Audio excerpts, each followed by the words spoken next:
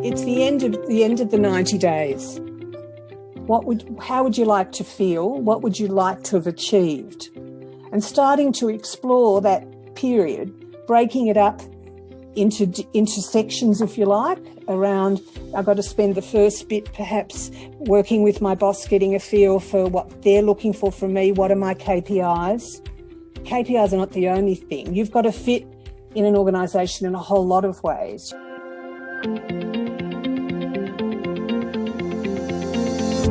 Hi, I'm Renata Bernardi, and this is the Job Hunting Podcast, where I interview experts and professionals and discuss issues that are important for job hunters and those who are working to advance their careers.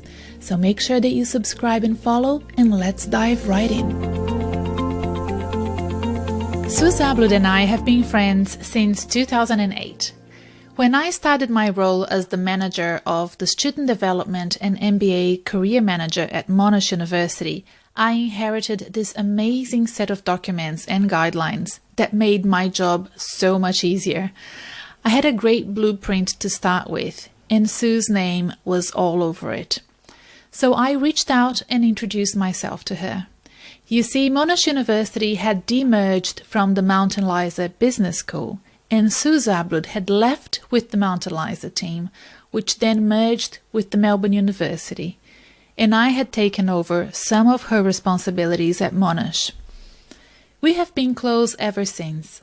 I've done Sue's coaching training, and she has mentored me all of these years.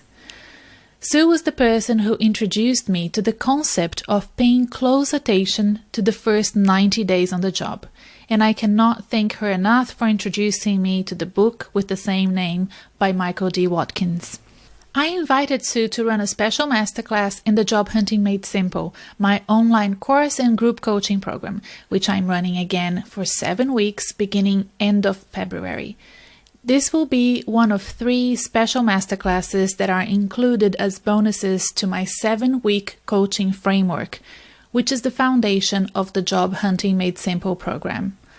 I only do group coaching twice a year, so if you are keen to join, please go to my website to learn more about the program.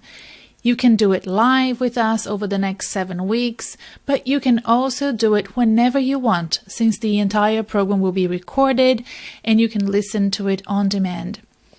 Registrations are now open and will be closing in a few days, so if you're listening and the time has passed, please still go to my website and register your interest for the next coaching program.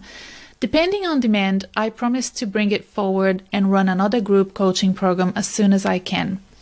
To learn more, go to renatabernardi.com/JHMS. You can find the link on the episode show notes.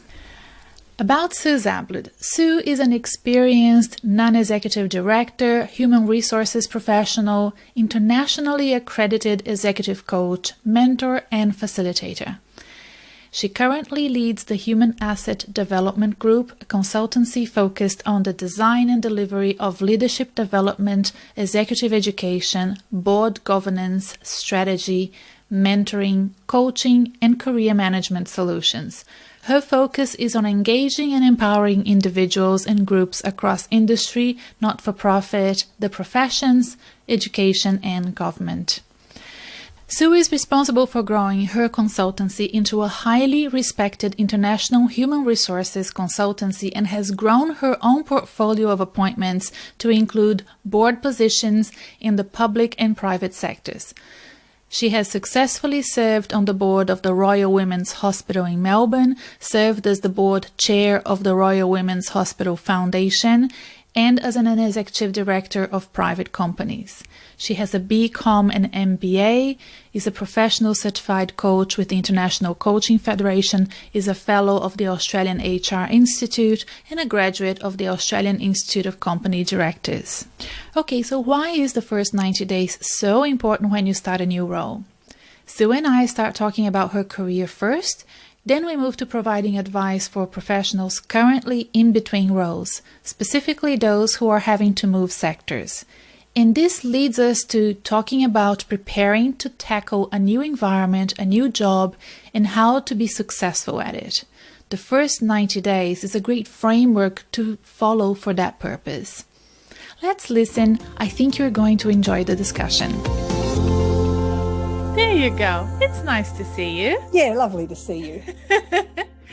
I like your background. Yeah, it's the view from my balcony. Did you take a picture? Yeah. And then you use it as a background? That's and my clients love it. Yeah, it's lovely. Very nice. How are you? I'm good. I'm sort of, it's a very miserable day. Horrible. Yeah. And you got a nice little headset? Yes, we went to Officeworks. Uh-huh. And it's an Apple. They recommended the Apple. Yes. Excellent. And my brother tested it with me and he's now gone to buy one. Oh, good. Because he does lots of Zoom meetings. I think it made him understand how different it could be. Yes, it makes a difference. But you know what? The most important thing is the content. Yeah. Well, I think I've got it right. I've done a bit of prep, so hopefully. Yeah. Talking about my career is a really interesting one, but there you go. Well, let's start with that. Okay. Tell me about your career, Sue. Tell me as if I didn't know. And you know what? The funny thing is we've known each other for so long, but I bet you there's a lot I don't know about you. So I'm curious. Okay. Tell me about your career. So my career started in the 1970s when it was very unusual for a woman to enter the business world. I was the only girl from my year at school to go into a commerce degree. And after finishing my degree, the big thing was, how do I find a job now? I was very lucky to be recruited into the Myer Melbourne, or Myer Department Stores, I think we'd probably call it now, as the first woman in their internal audit department. And I was a woman with two other guys, and we had a lot of fun. And I thoroughly enjoyed being in retail in a role that was professional rather than just sitting on the floor selling. So that was a big shift for the organisation. And I realised how big it was when I got in there. I had fun, but there was a crisis in our family business, and my father said, well, you've done a business degree, come and fix it. So I went and fixed it, and for 17 years I stayed and did marketing, research, got involved in industry, textile and clothing industry, and got involved in establishing the flammability standard for children's nightwear, which I see as a big tick in terms of making sure kids are safe in the clothes they wear to bed. So that was important. Yes. From there, the business was sold, thankfully, if you want to know on my behalf. I was thrilled. I'm no longer locked in. And I went off to do an MBA with the dream that I was going to be an accountant. That was what, I could see the opportunity, and that would be the way I would go. And through the Monash MBA, I could do an accounting stream to qualify as a CPA. So off I went. But to my surprise, I did all right in the accounting subjects, but I excelled in the strategy and the people subjects. Human resource management, which was just really starting to happen. It used to be called personnel management. And suddenly I found my area of passion. And I had really enjoyed, and I still keep the connections. As part of that, I also entered into the career management area without even knowing it, by being president of the MBA Alumni Association and introducing, or being part of the team that introduced mentoring to alumni at Monash. Now, mentoring again was used to happen, but it was never a process that had a structure or a formality to it, and accountability for both the mentor and the mentee. So that was a really interesting place to go. In terms of that, in 1990s, the recession hit. As we're saying now, we're having the first one since then. It was a big recession. Lots of people were laid off, particularly professionals, airline pilots, defence personnel. And the idea of getting prepared for a job and doing a job search was something very new. And I got involved in that industry. And as my clients won jobs, and they did, then they would call me in and go, well, okay, you've done the job search piece. Now, can you help us? I need to recruit people, or I need to set up some HR policy. I was very honoured to be the recruiter for the first internet development team at Yellow Pages, which was a search engine which we now know has definitely died, as these things can do. The person who hired me understood that what they needed were people who had science skills, who could think analytically and be very scientific and technical, but they also needed to have humanities skills. So particularly people who'd done philosophy or psychology. So it was a really interesting time. And again, being at the forefront of IT at that time and the internet was really amazing. Yes. And in the MBA, I actually got introduced to computers, which also, that was only just sort of starting to become part of what we did on an everyday basis. I think, Sue, that I will link below in the show notes the episode we have with Jeff Slade from the Slade Group, a recruitment company here in Melbourne. What you're saying is that you were part of this first transition when professionals had to take control over their careers because their careers wouldn't be taken care of by their employers anymore. That's so there right. was a time in the 90s where that switch happened, where, we got into jobs when we would expect that we would be in that organization forever. And then in the 90s, we learned, no, this is not going to happen anymore. And now it's up to you to plan your career and plan your advancement if that's what you want to do, and take control over your destiny as a professional. Would you agree? Yes, I think what it was, we learned that we didn't have jobs for life, that our companies were not there to sort of look after us forever, that we needed to take responsibility, and also we needed to learn new skills on how to do that. And that's how the career management area took off. It took a while for it to be called career management, but that's really where it was born. Yeah. And, in terms of that generation, then we've come to know that even now it's not unusual to have more than 5 or 6 or 7 jobs in your career, maybe more, maybe some current at the same time, even 2 jobs at once. That wasn't heard of in those days. Well, you seem to have had quite a varied career. What do you think were the key strengths that took you from one career to another, from job to job? Well, I think it was, we've talked about in the first 2 phases of my career. The next phase was very much around me going in as an executive into a postgraduate education provider, which was Monash Mount Eliza Business School and then Mount Eliza Business School. And in doing that, they started to understand that if they wanted their graduates to get jobs, they needed to have someone inside on the executive helping those people to do it. And I just started to look at, the strengths of my students. What were my MBA students' skills? And that led me to a tool called Strengthsfinder, which is published by Gallup. And it's still around and I still use it. And because I didn't really know, I was trying to think about, well, if I asked a student, what are your strengths? They'd sort of look at me blankly. What do you mean? And we could do a bit of a coaching thing to get them there. But what I did was say, well, let's do this tool. And in my case, my top 5 were around strategy, which I sort of went, oh, okay, what's strategy? So being able to see connections, being able to be analytical, to look at issues and break them down, see the big picture. So that's one. Mm-hmm. The second one was very much around communication.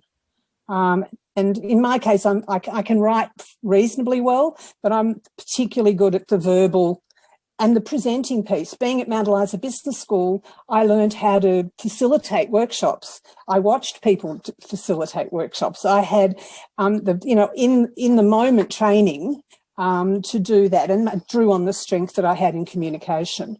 I was also good at what they call input, which is really about being continually learning. So for our session today, I started to look at, well, what's something I've read in the last little while that could add some value here? So that's, to me, if I run something, it's never quite the same because it needs to be fresh, it needs to be different. And then one of the next one that was, I suppose, is a linchpin to my coaching is empathy, and which is a key element of emotional intelligence. So my strength there is, I can put myself in the shoes of my client or my coachee, and I can be a little bit ahead of them in terms of helping them to see where their path is, but not telling them what it is. So really asking, not telling. Yes. So they're the combination of strengths that make me. Well, let's use that empathy and that connection, that great connection that you have with professionals, Sue, and tell me, what do you think would be your key advice for those professionals that are currently in transition and looking for work in 2021? It's been a tough year, 2020. This podcast is listened in over 50 countries, but mainly in Australia and the US. We are almost in different gears, aren't we? In different countries, going through different periods of this pandemic. But if you can summarize what you think would be your advice for professionals that are looking for work, what would it be? I think the first thing you need to be doing is taking a good look at yourself, understanding who you are and what you offer. And I mean, to the point of understanding what are your transferable skills, even though different sectors require some different expertise. The key things around communication, analytical skills, people skills, those sort of things. What are the ones that you've got that are highly transferable? Write them down. Include them in your job search materials, whether it be an interview, in your resume, in your profile. So start to get an understanding of you. And then I think now, and I must say, I've been looking at some of the government work that's being done here. They're trying really hard to support people in this space. So one of the other things is if you start to look at, well, what's the industry I want to be in? We could talk about health is obviously a one that's very high up at the minute. Logistics and supply chain would be another one. So how do I find out about these industries? Well, one of the best ways is to talk to people and to network and hopefully draw on your network. So if you're a professional who's come out of a university program, you should have an alumni, tap into that alumni. I think now people are much more receptive to helping because they understand the challenges that are there.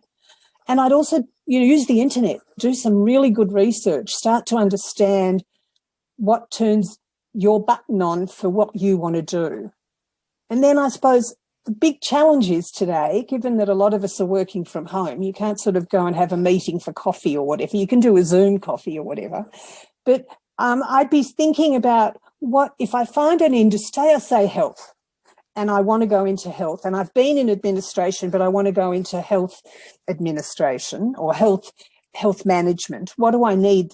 What knowledge do I need? And that's where I'd start to look on. I've noticed that there's a government website called Course Seeker. And on that website, you can put in, I want to be in the health sector. You can even put, the particular area and see what sort of short courses are available. Now, I know there's a resistance, and I had it through my career working with students, but I've got a qualification. Why do I need something else? But to me, given at the moment it's very hard to do an internship or go and get some the magic word called experience, how do you get the skills that you need? And I would suggest that would be the way. Go and look at, maybe there's some work being done around how to manage the COVID outputs, how to look at what's changed in health from COVID perspective. What have you got to offer to that particular area? We could, logistics and supply chain.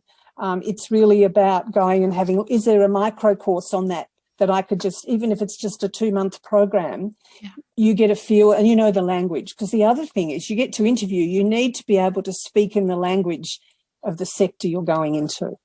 Yes, I think that's the biggest challenge, isn't it? And some people can pinpoint the problem, but they can't pinpoint the solution. And what you're giving is a couple of solutions there, because when you're changing sectors, let's say you've been in hospitality or higher education or tourism, and you're trying to change to, let's say what you said before, logistics or government or health, there is a change in jargon or narrative in the way to describe things that have to happen in the way that you present yourself and your resume and cover letter and even in your LinkedIn profile. So that transferable skills needs to be also aligned with the transfer of the way of communicating.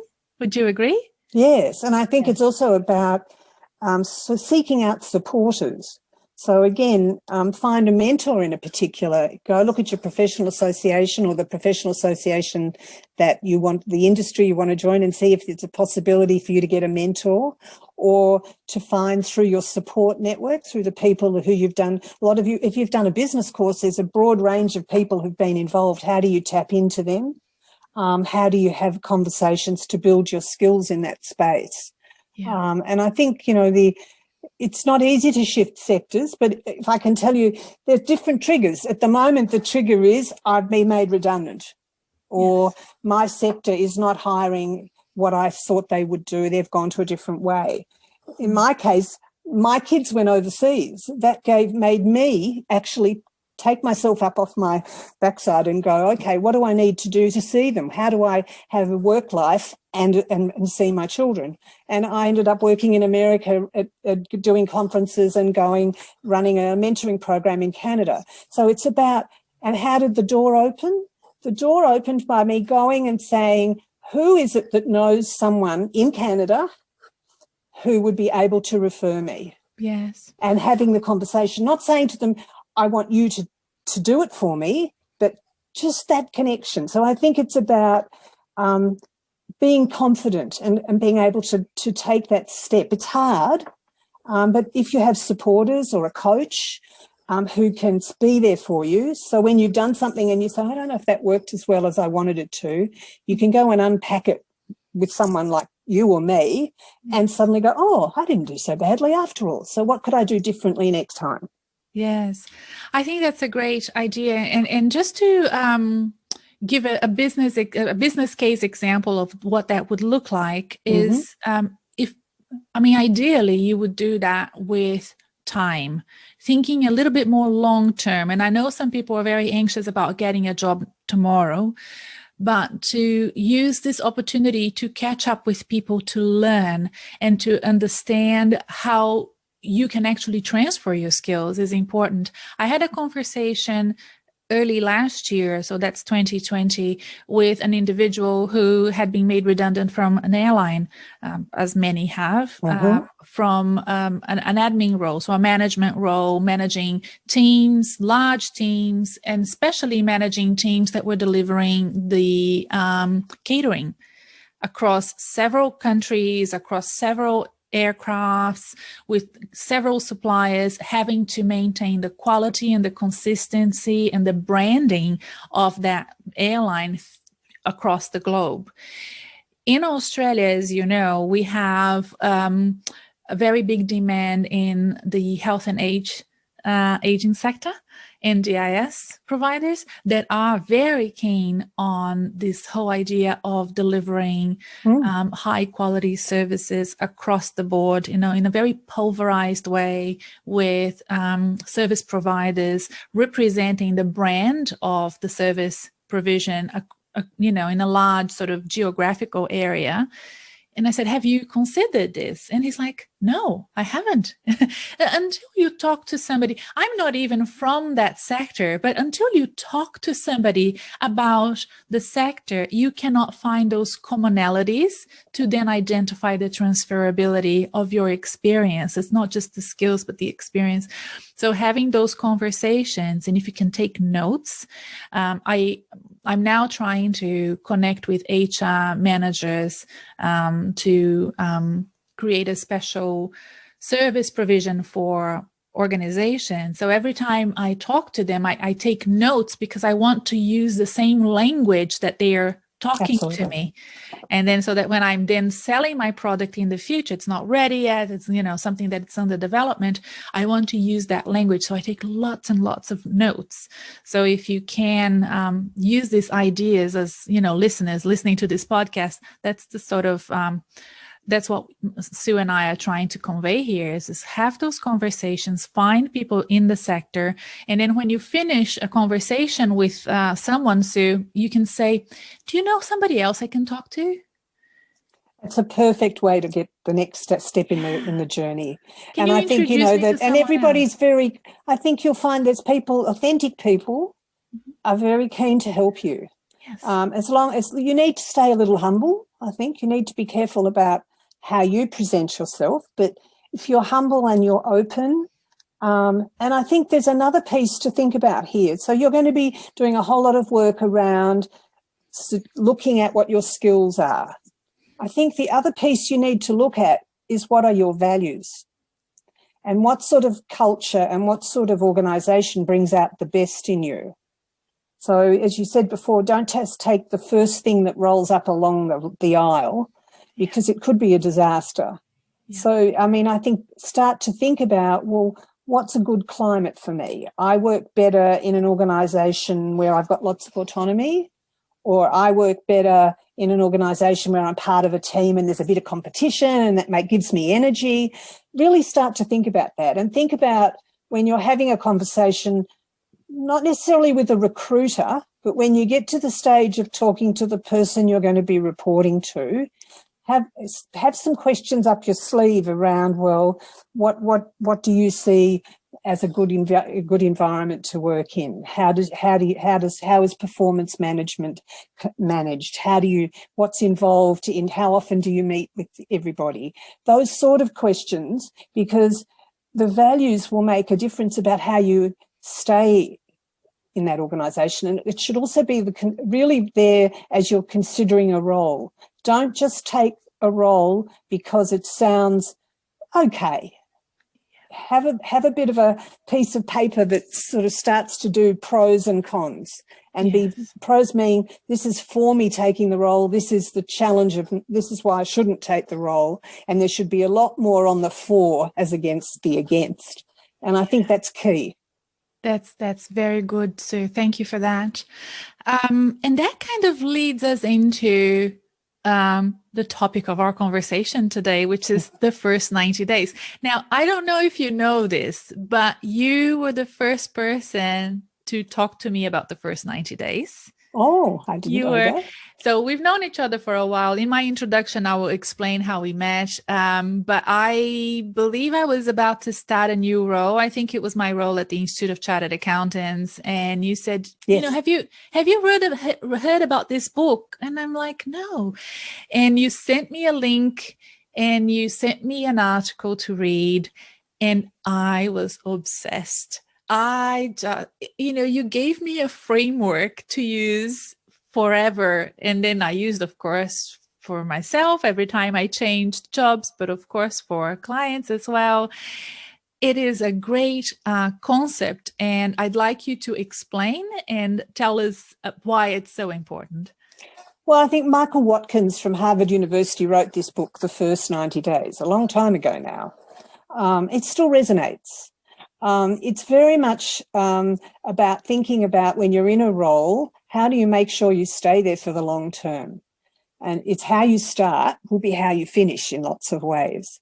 But he put it down. He gave us a blueprint. I won't go through the whole blueprint today, but the blueprint is very much around thinking about what is the impression you want to make.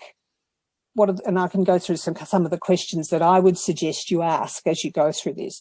But what happened as a result of Michael's book, the recruiters and organisations started to look at making transitions are not easy.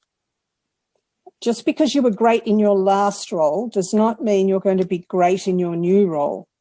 And how do you set yourself up for success?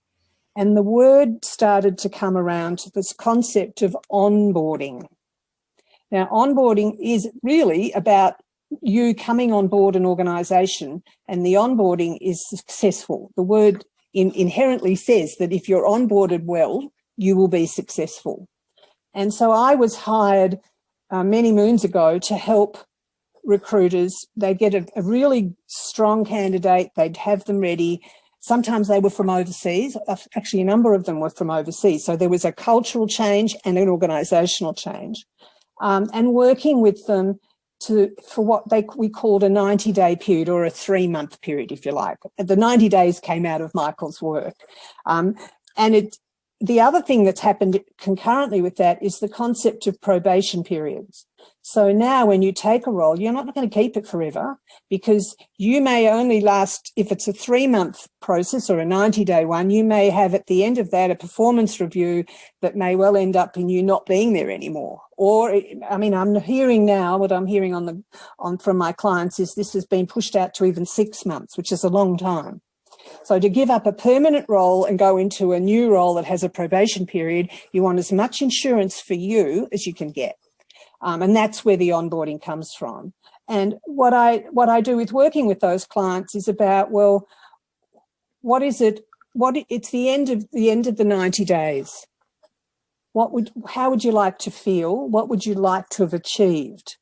And starting to explore that period, breaking it up into sections, if you like, around, I've got to spend the first bit perhaps working with my boss, getting a feel for what they're looking for from me. What are my KPIs? KPIs are not the only thing. You've got to fit in an organisation in a whole lot of ways. You've got to get on with your team. You've got to feel comfortable you've got to be accepted by the client. You've got to win respect of your peers. There's a whole lot to do. And I think that this concept of getting ready and having a plan. So it's not just about when you start, but it's about some work you do. Often I will start with this the month before they go into a new role. Now you can do that with me as a coach, and it's a great experience, and it's not a cheap exercise for executives, for instance, but you can do it with a career coaching space around doing some work, using some tools to understand what are you going to have to do differently. Yes. What are the skills that you need to apply? Yes. But what are the things you should stop doing? So there's some big questions. Yes. And I invited you to come on board and do a masterclass for the Job Hunting Made Simple program, which starts again late February this year, because I think never has the 90 days become more important for professionals that potentially have been out of work for a year, and not just any year, a year where business models have really pivoted, have really completely changed. The priorities that we had back in 2019 for many sectors potentially changed 180 degrees to a completely different business model, priorities, set of KPIs that were unexpected.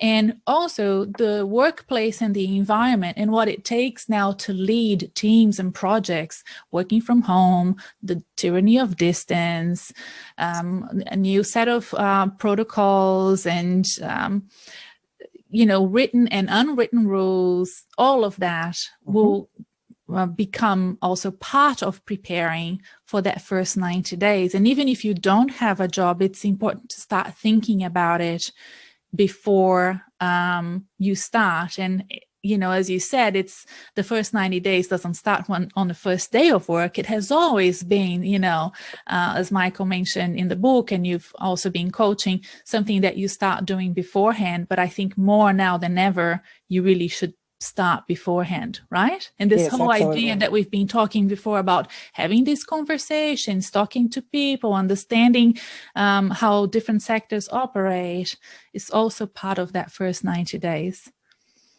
Absolutely. And I think, as much as Michael didn't realise what he'd unleashed, I don't think, but it's become quite it's been a lovely framework for me to use with my clients, and I see that it empowers people. So it's great. Yeah. Have you found that, you mentioned that some of the probations are now longer, they're up to 6 months long. Have you found that the 90 days tend to stick for most sectors and professionals, or do you envision it become longer? What's your experience coaching clients that have gone into new jobs? Does the 90 days seem to be a good average? I think so. If you haven't made it by 90 days, if you haven't won them over, it's not going to work. You may last to the 6 months, but it won't be a happy lasting. So I think you've got to it's about that good first impression. But it gives you, what the 6 months gives you is a bit it's actually more for the employer, I think, than you. It gives them a better indicator. It also gives them, they've got more flexibility. They can say goodbye to you very easily if you're in the probation period. They can't do that so easily once you're a permanent member of staff. So be conscious of that, but make the most of it. If you have got 6 months, think about what are you going to be, what are you going to set at the 3 months? You're going to have a meeting. You'll usually still have a meeting at 3 months. And at that meeting, how do you set yourself up in the next 3 months? And this will be part of your career forever, really. Performance management has changed considerably. It's no longer going to be that sort of, I want you to do this and you're going to do that. It's very much a collaboration. And the work David Rock's been doing with the brain and coaching and so in his Neuro Leadership Institute is talking about how you're going to be asking someone what they would like to do and how they would like to be, rather than saying, well, I want you to do this or that. Okay. And you need to perform in this particular way. So as we start wrapping up, when you think about what the most important critical goals a professional should aim for to achieve at the end of that first 90 days, then what would it be? What would be like the top 2 or 3 goals to work towards? I think it's to have achieved an outcome that they promised, to have done it well, and to have done it in a way that looks good for them and for the organisation. I think that's paramount. That they had built good relationships, and that I think this concept, we use it now, of managing up. It's not just about managing out to the client, or to the customer. I think it's probably a better word for that. But it's about managing up really well, so that your boss, I mean, the word boss is a bit archaic now, but to your person you report to, that you demonstrate that you're a good member of the team, that you're doing what was expected, in fact, more than expected. Okay. But also remember that you need to manage across. So you need to be able to win your peers.